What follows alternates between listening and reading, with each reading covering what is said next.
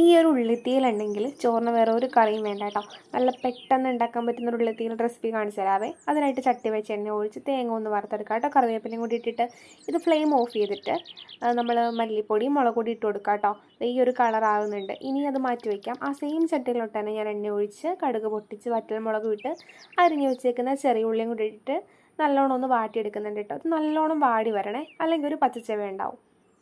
ഇനി ഇതിലോട്ട് കുറച്ച് കറിവേപ്പിലയും പച്ചമുളകും ഉപ്പും കൂടി ഇട്ടിട്ട് വഴറ്റിയെടുക്കുന്നുണ്ട്.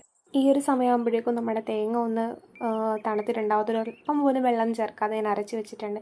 ഇനി നമ്മുടെ ഈ ഉള്ളിയിലോട്ട് കുറച്ച് മഞ്ഞൾപ്പൊടിയും കൂടി ഇട്ട് ഒന്നുകൂടെ നമ്മളൊന്ന് റോസ്റ്റ് ചെയ്തെടുക്കുന്നുണ്ട്. ഇതിൻ്റെ കളറൊക്കെ നല്ലോണം മാറി വരട്ടെ.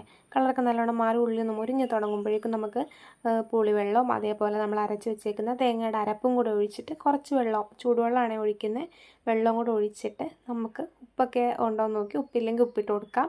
ഇനി ഇതേപോലെ തിളച്ചൊന്ന് ചെറുതായിട്ടൊന്ന് കുറുകി വരുമ്പോഴേക്കും ഫ്ലെയിം ഓഫ് ചെയ്യാം കേട്ടോ. ഇതുപോലെ എണ്ണയൊക്കെ തെളിഞ്ഞ് നല്ല ടേസ്റ്റി ആയിട്ടുള്ള ഉള്ളിത്തീയലാണ്. എല്ലാവരും ട്രൈ ചെയ്ത് നോക്കണേ.